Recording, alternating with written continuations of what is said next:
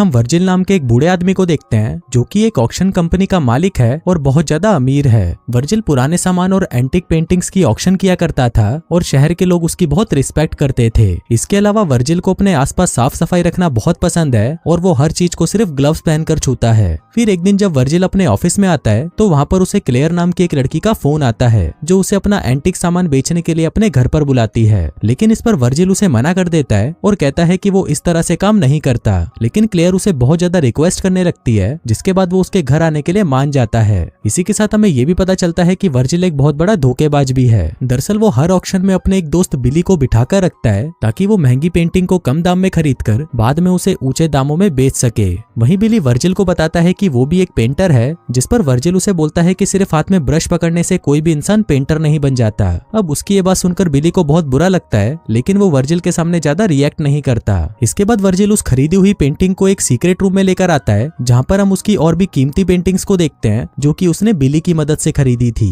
अब वर्जिल ज्यादातर टाइम अकेला ही रहता था इसलिए वो अपना टाइम इन पेंटिंग्स को देखते हुए बिताता था। इसके बाद वर्जिल क्लेयर के घर पर जाता है जहाँ पर वो देखता है कि क्लेयर एक बहुत बड़े मेंशन में रहती है। फिर वो वहाँ पर बहुत देर तक क्लेयर का इंतजार करता है लेकिन उसे वहाँ पर लेने कोई नहीं आता। अब ये देखकर वर्जिल को बहुत ज्यादा गुस्सा आता है और वो गुस्से में वहाँ से चला जाता है। फिर अगले दिन जब वर्जिल को फिर से क्लेयर का कॉल आता है तो वो उस पर बहुत ज्यादा गुस्सा करने लगता है। लेकिन इस पर क्लेयर उसे समझाने की कोशिश करती है कि कल वो उससे मिलने आने ही वाली थी लेकिन तभी रास्ते में उसका एक्सीडेंट हो गया। अब क्लेयर की बात सुनकर वर्जिल शांत हो जाता है और एक बार फिर से उसके घर पर जाने के लिए रेडी हो जाता है। लेकिन इस बार भी वहाँ पर उससे मिलने कोई नहीं आता। अब ये देखकर वर्जिल गुस्से में वहाँ से जाने ही लगता है लेकिन तभी वहाँ पर क्लेयर का केयर टेकर फ्रेड आता है और वो उसे बताता है कि अचानक क्लेयर की तबीयत खराब हो गई है इसलिए वो आपसे मिलने नहीं आ पाई। इसके बाद वो वर्जिल को घर के अंदर लेकर आता है जहाँ पर वर्जिल सारे एंटीक सामानों को देखने लगता है। तभी उसे घर के बेसमेंट में एक मशीन का हिस्सा मिलता है जिसको वो चुपके से उठाकर अपने पास रख लेता है। इसके बाद वो अपने एक दोस्त रॉबर्ट के पास जाता है और उसे वो उस मशीन का पार्ट दिखाता है। लेकिन यहाँ पर रॉबर्ट को पता नहीं था कि ये मशीन का कौन सा पार्ट है, इसलिए वो वर्जिल को कहता है कि अगर तुम इसके बाकी हिस्सों को भी ले आओगे तो मैं इस मशीन को पूरा बना दूंगा। इसके बाद अगले दिन वो क्लेयर के घर के सारे एंटीक सामानों को शिफ्ट करने लग जाता है। जिस दौरान जब वो क्लेयर से फोन पर बात कर रहा था तो उसकी आवाज से वर्जिल को पता चलता है कि क्लेयर इसी घर के अंदर कहीं पर छुपी हुई है। इसलिए वो उसकी आवाज को फॉलो करते हुए उसके पीछे जाने लगता है। लेकिन तभी क्लेयर को भी पता चल जाता है कि वो उसे ढूंढते हुए आ रहा है, इसलिए वो तुरंत फोन काट देती है। इसके बाद वर्जिल फ्रेड को कुछ पैसे देकर उससे क्लेयर के बारे में जानने की कोशिश करता है लेकिन इस पर फ्रेड उसे बताता है कि उसने खुद पिछले 11 सालों से क्लेयर को नहीं देखा।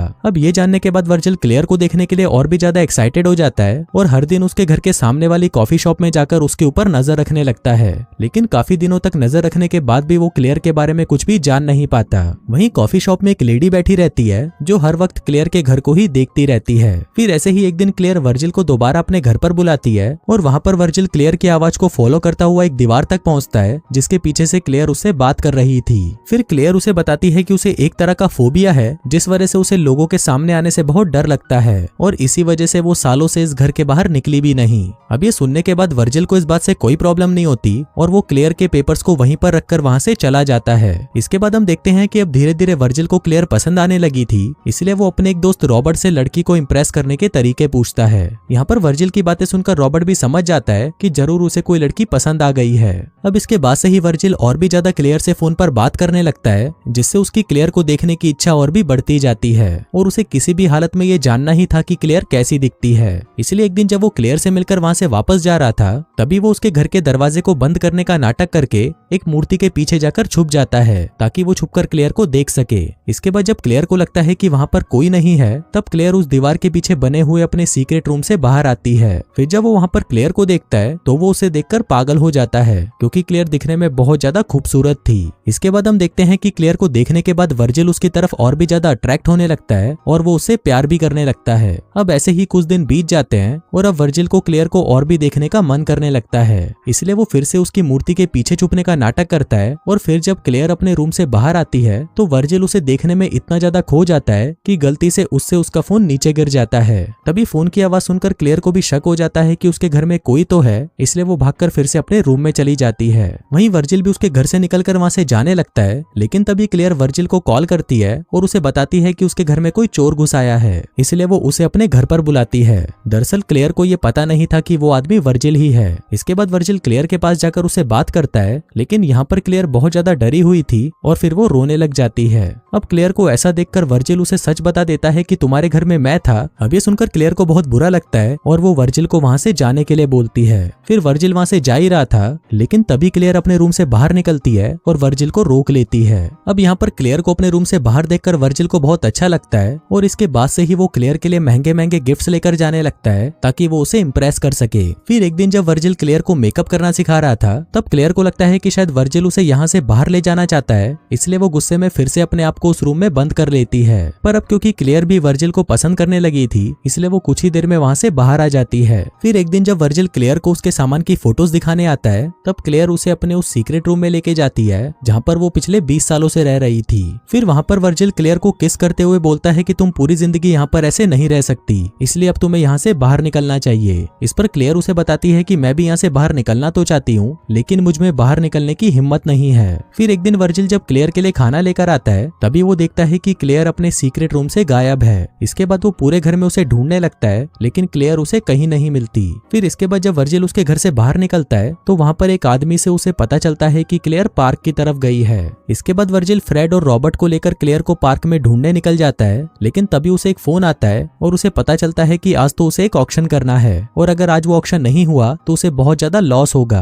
अब ये सुनकर वर्जिल ऑक्शन करने के लिए चला तो जाता है, लेकिन इस समय भी वो क्लेयर के बारे में ही सोच रहा था, जिस वजह से वो अच्छे से वहाँ पर बोल नहीं पाता और ये देखकर सभी लोग उसका मजाक उड़ाने लगते हैं। फिर ऑक्शन के बाद जब वर्जिल क्लेयर की यादों में खोया हुआ था, तभी उसे फ्रेड का फोन आता है और वो उसे बताता है कि शायद घर में एक और सीक्रेट रूम हो सकता है जहाँ पर क्लेयर छुपी हुई होगी। अब ये सुनकर वर्जिल तुरंत फ्रेड के साथ उस घर के तहखाने में जाता है, जहाँ पर उसे एक और सीक्रेट रूम दिखाई देता है, जिसको खोलने के बाद वहाँ पर उसे क्लेयर भी मिल जाती है, जो कि बहुत ज्यादा दुखी थी। इसके बाद वर्जिल उसे संभालता है और वो दोनों एक दूसरे के करीब आ जाते हैं। इसके बाद हम देखते हैं कि एक रात जब वर्जिल क्लेयर से मिलने जा रहा था, तभी कुछ गुंडे आकर उस पर हमला कर देते हैं। पहले तो वो उसे खूब जमकर पीटते हैं और फिर उसके सारे पैसे लेकर वहाँ से भाग जाते हैं। अब यहाँ पर वर्जिल की हालत बहुत ज्यादा खराब हो जाती है, लेकिन फिर भी वो क्लेयर को कॉल करके उसे बाहर आने को कहता है। वहीं क्लेयर भी वर्जिल को सड़क पर ऐसे घायल पड़ा हुआ देखकर भागते हुए बाहर आती है और उसे लेकर हॉस्पिटल आ जाती है। फिर कुछ दिनों बाद वर्जिल बिल्कुल ठीक हो जाता है और एक दिन वो क्लेयर को अपने घर पर लेकर आता है। वहाँ पर जब क्लेयर वर्जिल के घर को देखती है तो उसे वो घर बहुत ज्यादा पसंद आता है। इसके बाद वर्जिल उसे अपना वो सीक्रेट रूम भी दिखाता है, जहाँ पर उसने अपनी कई सारी कीमती पेंटिंग्स को रखा हुआ था। इसके बाद वो क्लेयर को अपने साथ डिनर पर भी लेके जाता है, जहाँ पर क्लेयर को भी वर्जिल और उसके दोस्तों का साथ काफी अच्छा लगने लगा था।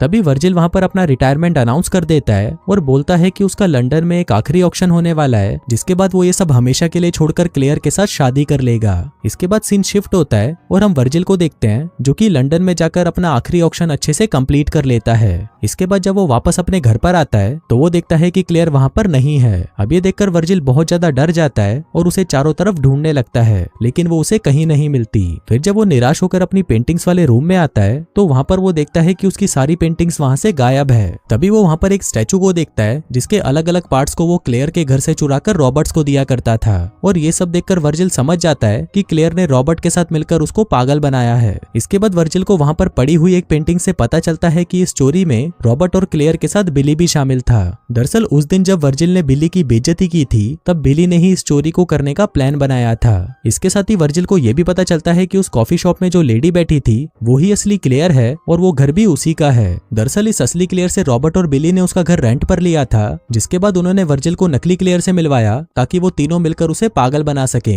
अब ये जानकर वर्जिल बहुत ज्यादा शॉक्ड हो जाता है और वो डिप्रेशन में चला जाता है। फिर कुछ दिन ऐसे ही रहने के बाद वर्जिल को याद आता है कि एक दिन क्लेयर ने उसे एक एड्रेस देते हुए कहा था कि अगर कभी भी हम दोनों अलग हो जाएं तो मैं तुम्हें इसी एड्रेस पर मिलूंगी। इसलिए वर्जिल उसे ढूंढने के लिए उस एड्रेस पर चला जाता है, लेकिन काफी देर तक वेट करने के बाद भी उसे वहाँ पर कोई नहीं मिलता, जिससे वर्जिल समझ जाता है कि क्लेयर यहाँ पर भी उसे पागल बना रही थी। और दोस्तों इसी के साथ ही ये कहानी यहीं